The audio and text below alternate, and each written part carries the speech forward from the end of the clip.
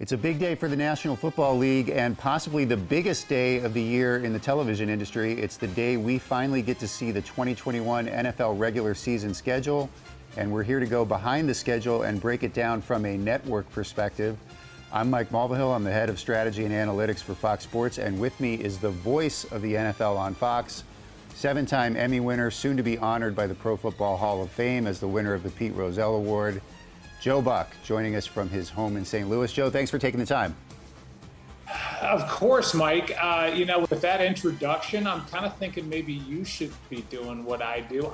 The problem is I can't do what you do because I have absolutely no idea how you crunch the numbers the way you do, how you make us all understand how the ratings work and what your objectives are. I know you want to ask me questions. I have just as many for you, which is when this comes out like it does today, how complex of a situation is it to put the schedule together, and how many people are they serving with these different networks, and are they listening to what you want, talking about the NFL and the schedule makers? How many versions of the schedule do you think they make, and how do they settle on the one that we all saw today?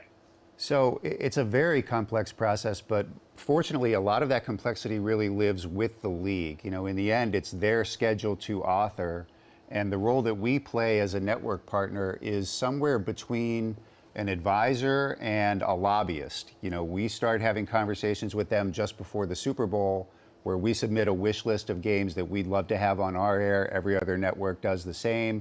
They take all those wish lists, they start running iterations of the schedule. Over a period of several months, they will run about 80,000 versions of the schedule before they finally get to the one that they believe is playable.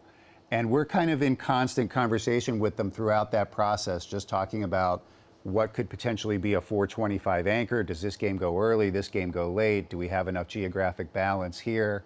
And I think they really hear our feedback. But as I say, in the end, none of the networks get to choose their games. It's all very much collaborative, probably isn't even the right word, because they're clearly shouldering most of that work. But we try to kick in as much insight and opinion as we can. And what comes out is what we got today. And I think every network is pretty satisfied with the end result. Yeah, Mike, I'm wondering if it gets down to, because we have always been predominantly, since Fox got into the televising the NFL business, the NFC side.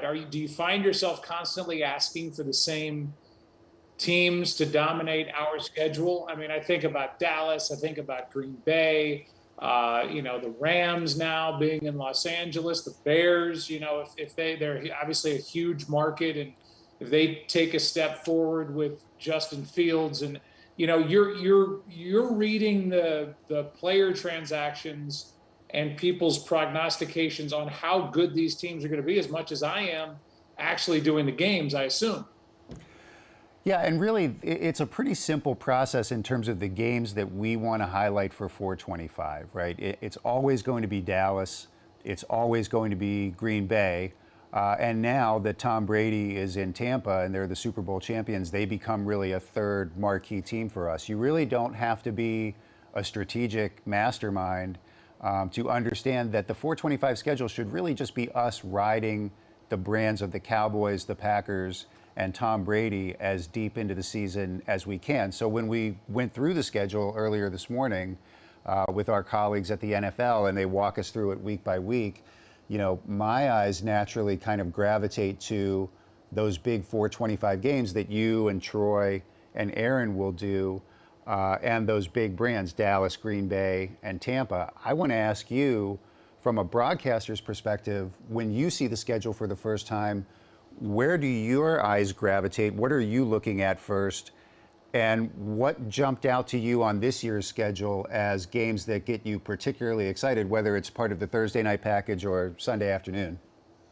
Yeah, I mean, I think since we got into the Thursday night game, that schedule has always been one that you understand why it is what it is. It has always felt, and that continues this year, like it's been a better schedule than the networks who covered the Thursday night games had before we showed up and started doing these games. And the main reason why is because we have the ability with the NFC side to start funneling some of those games to a Thursday night that would typically be a big late Sunday game. So I love the Thursday night schedule. I love the fact that we're in Green Bay on Christmas. I mean, that just feels right with the Cleveland Browns and the Green Bay Packers. I love the idea of having the Dallas Cowboys late as Dak Prescott comes back from the injured ankle and they start to hopefully roll with their offense, and their defense with the way they drafted should improve from a year ago. It has to improve. A lot of Tom Brady late, which we had plenty of Tom Brady last year. The interesting thing is Green Bay. I mean, Green Bay is the one that you really always feel like you can't lose, because since we've been there in '94, it's either really been Brett Favre or Aaron Rodgers, and you can't take your eyes off either one of those two players. Now, you know, the schedule comes out, this big kind of specter hanging over the whole schedule for everybody, at least to me, feels like, well, where's Aaron Rodgers going to be? Is he going to be in Green Bay? If he's not in Green Bay, who do they trade him to? I assume it's an AFC team. People seem to think it could be the Denver Broncos, but that's what I have in store for you, question-wise. Like, when you look at Aaron Rodgers and you look at our schedule, obviously there's a premium and a priority placed on him being with the Packers, and you know, they're backups for that. But it certainly does change the look of things if Aaron Rodgers isn't in green and yellow. Yeah, I think the way you put that is exactly right. The situation with Aaron Rodgers definitely casts a little bit of a shadow over the process, and we had multiple conversations with our partners at the league, Howard Katz and Mike North and others, about what that might do to our schedule. I think where I would start is just by echoing what you said. The Packers have been such an important brand in the NFC package, really going back to the emergence of Brett Favre. So at this point, you're talking about 30 years that they've been a premium brand. And there's no question that our preferred outcome, where we hope this lands, is that the reigning MVP is back at Lambeau Field and quarterbacking the Packers for the entire season. But I think what we have is a preparedness to adjust to a scenario where maybe somebody else is quarterbacking the Packers.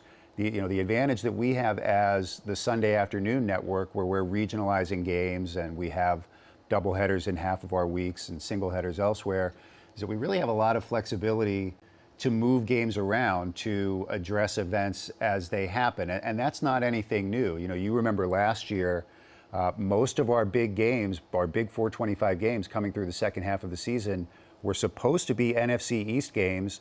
The NFC East obviously didn't play out the way that we expected it to, and so we moved a Green Bay Indy game down to 425. We were able to get a Rams-Seattle game from CBS, and we just kind of figured it out on the fly. And I think if we're in a situation where somebody else is quarterbacking the Packers and we need to adjust, we're ready to do that. I'll give you a great example. Week 15, we are going to list Dallas Giants as a 1 p.m. game. We're going to list Green Bay Baltimore, which is potentially a great game, also as a 1 p.m. game. Seattle and the Rams are sitting there at 425. And we don't really have to decide until after Thanksgiving which of those 1 p.m. games we want to shift to 425. So if Rodgers is there and the Packers play the way they played the last 2 years, that's a great candidate for 425. If things go the other way and Dallas Giants is relevant to the NFC East, we can just as easily move that to 425. I mean, you know as well as anybody that America's Game of the Week window has been the #1 show on TV for 12 years. And a big reason why is that we have that flexibility to move the most relevant, meaningful games into the late window.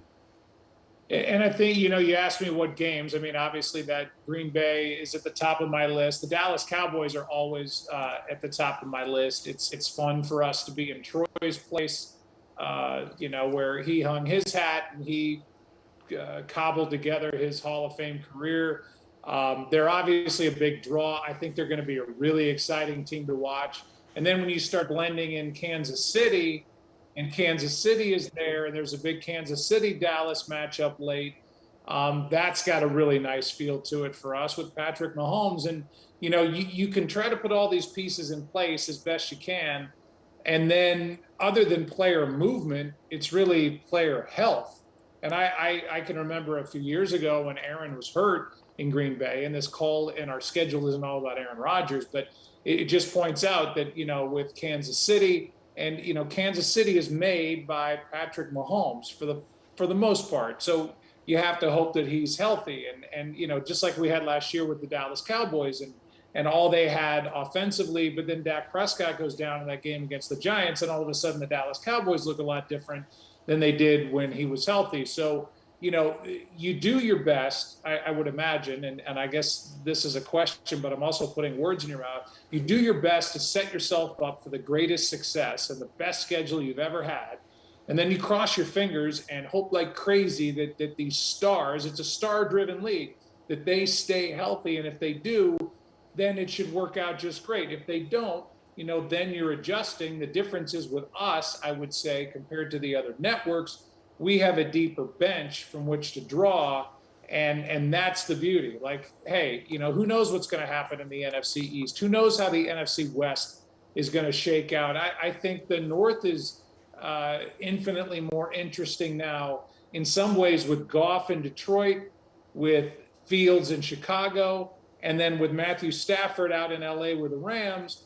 That to me is a nice domino effect that gives you even more depth. So for all the cartwheels we were doing a year ago with Tom Brady coming over, quote unquote, to our side with the NFC, I think there's maybe even a little more depth in the NFC than a year ago, and we'll be able to tap into that whenever you guys say go. We'll load up the suitcase and head out of the door.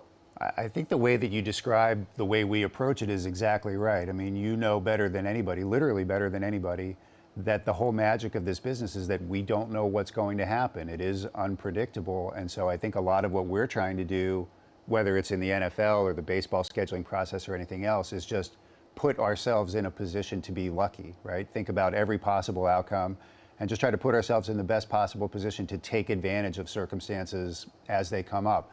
I want to go back to comments that you were making about the NFC North, Jared Goff joining the division, Justin Fields joining the division, change of quarterback for the Rams. I think we're all thinking about teams that could potentially take a step forward this year. If you're a guy that looks at ratings way too much, you're really focusing on maybe the Bears, maybe the Niners getting back to what they were 2 years ago. Those would really be impactful moves forward for us.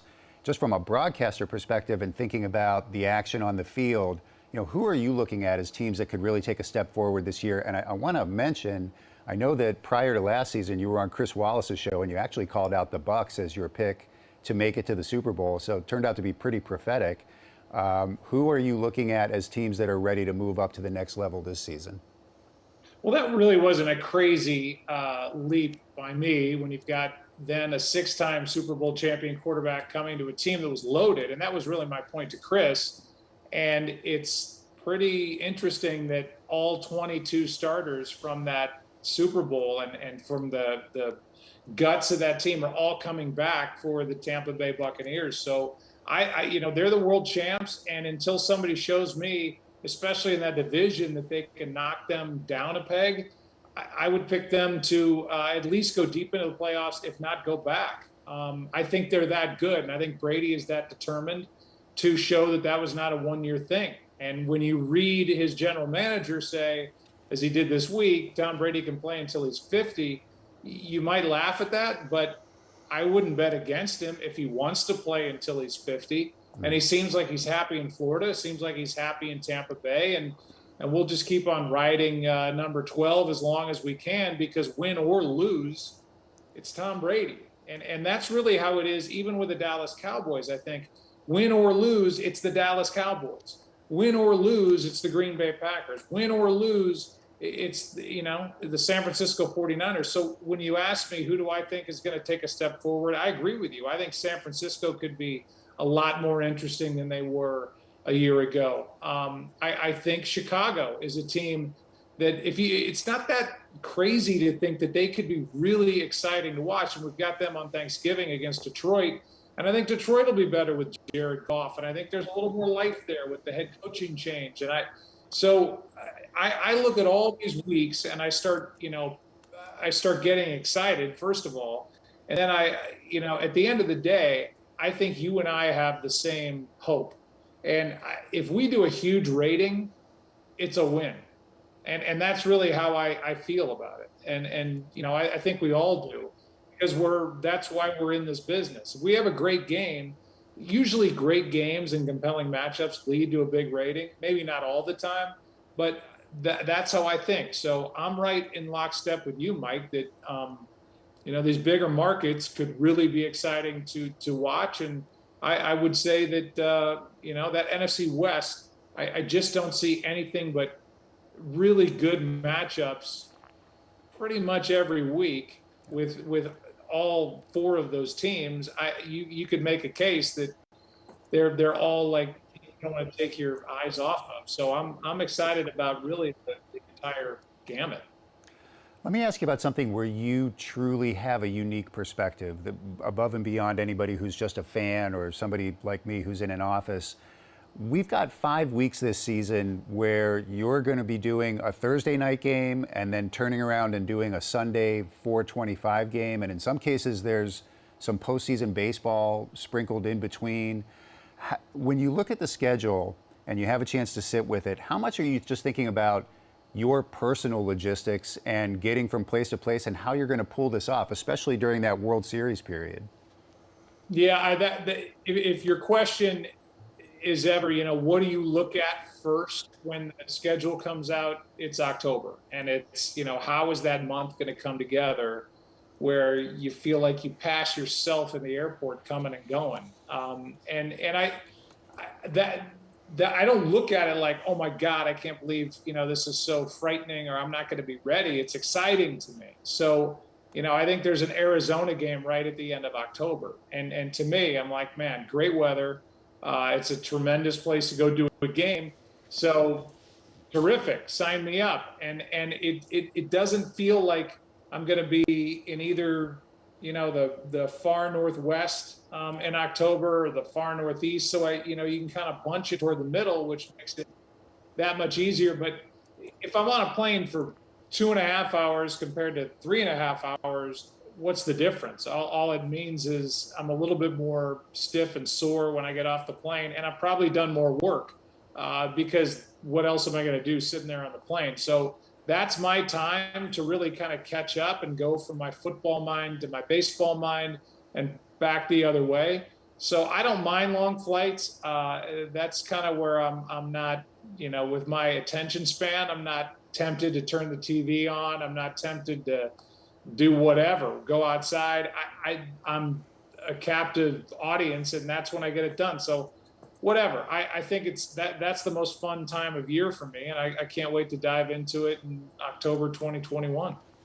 You mentioned that Green Bay, Arizona game that's part of the Thursday night schedule. I think it's a really interesting game. I think Arizona is kind of an under the radar team. There was a brief period last year where it seemed like Kyler Murray might even be an MVP candidate, definitely one of the most dynamic players in the league. We all kind of look at games like Green Bay, Kansas City, and Dallas, New Orleans, and Green Bay, New Orleans, the obvious blockbusters. A game like Green Bay, Arizona is a little bit more under the radar. Is there a game on the schedule that maybe doesn't jump out as obviously a blockbuster, but that's intriguing to you, whether it's the Thursday schedule or something that's lined up for Sunday? Yeah, I mean, outside of the obvious, like you said, I mean, Tampa Bay at the Rams, week 3, Dallas at Kansas City, which I kind of mentioned earlier, week 11, that Christmas game. Even Green Bay, Kansas City is on our schedule. I just want to see the NFC East. Back before Fox got into the football game, it was just NFC East dominated. Yes, San Francisco, no doubt, phenomenal. But it was all those battles in the NFC East. And I would love to get back to a time where you can't wait to get to New York to do the Giants. You can't wait to get to Philly to do the Eagles. You can't wait, obviously, the Dallas Cowboys. You can't wait to get to Washington for now the Washington football team. And I think those teams all took a step forward. I'm anxious to see how Philadelphia comes into this year with the quarterback situation. And Wentz being in Indianapolis. But I think the NFC East start to crawl back into all of our, frontal lobes where we're like, oh my God, I can't wait for the Giants and the Cowboys. I mean, you guys used to salivate over those matchups, and now, they've taken kind of a step back, and now I think they're taking a step forward. It feels like they had a great draft. Daniel Jones should be better. Philadelphia got the receiver with the pick that they got from the Dallas Cowboys, which is interesting, and kind of played keep away from the Giants. So there's still those games going on draft day. And I think those games are going to be a lot more exciting than they've been in the recent past. And again, those are big market teams for us. And that's good for everybody at Fox. Yeah, I'm with you. I think that Dallas Giants game, first of all, we have both ends of the Dallas Giants home and home this year, which is really rare. I mean, for years, one of those Dallas Giants game has typically ended up on Sunday Night Football. So this year we've got one early. I think it's in week 5. And then we've got the game in week 15 that, as we mentioned earlier, is going to be listed at 1 o'clock and could end up as a 4:25. To have both ends of the Cowboys-Giants rivalry and potentially have that game in week 15, I think it's the Sunday before Christmas, that could be elevated to that big national window. It's pretty exciting, and I agree, it's more intriguing than that matchup has been in a while. I'll give you one last question, last one from me. Not really about the game on the field, but more about your experience in the booth. Obviously, we like to believe that the country is turning a corner in its management of the pandemic. We think our business is turning a corner.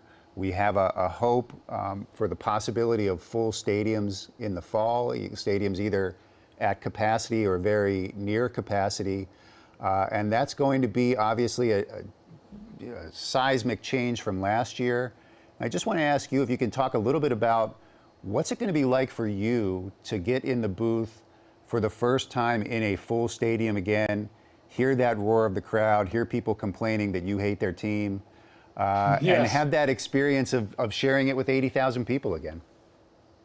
It's the biggest part of what we do. I think we ride that crowd noise, and we've always been known at Fox for our audio. And a big piece of that, I think, has always been the use of the crowd noise. I flip on other broadcasts, not to name any names, but it just doesn't have that same full feel. And I think that comes from riding the noise that's coming out of the stadium. Now, last year, it was a unique year. And I thought that our piped in audio was better than any other networks that I heard. It made a huge difference. So much so that I found myself in the front of the booth, sometimes, with an overhang enough where I wasn't even able to see the upper deck being totally empty. And if I felt like there was a full crowd, because I have the crowd noise loud in my headset, I almost could trick myself into feeling like it was a jam-packed stadium. That said, when we got to the NFC Championship game, and it was Tampa Bay at Green Bay, the stadium started filling up. They said there were 8,500 people there, 11,000 people there. I'm betting the over on that. I was not able to count all the people that were coming in there, but it sure as heck looked like there were more people in that. I was like, oh, this is how we used to do games. It was real noise. There were real people. The concession stands were full when I was walking up to the booth, and it was like, oh God, I missed this. So I'm so excited. You see baseball getting back to more of a crowd and more toward full capacity. The NFL wants to be there, and I'm all for it. I think it makes the product look, feel, sound better, and I'm glad last year's behind us, and I'm excited to get it back to business as usual. That's probably the right place to leave it. The NFL on Fox season starts Sunday, September 12th. Joe will be in New Orleans for Packers Saints. It's going to be a great way to start the season. It's going to be a loud way to start the season, one of the loudest buildings in the league, and we can't wait for it to get here. Joe Buck, thanks again for taking the time.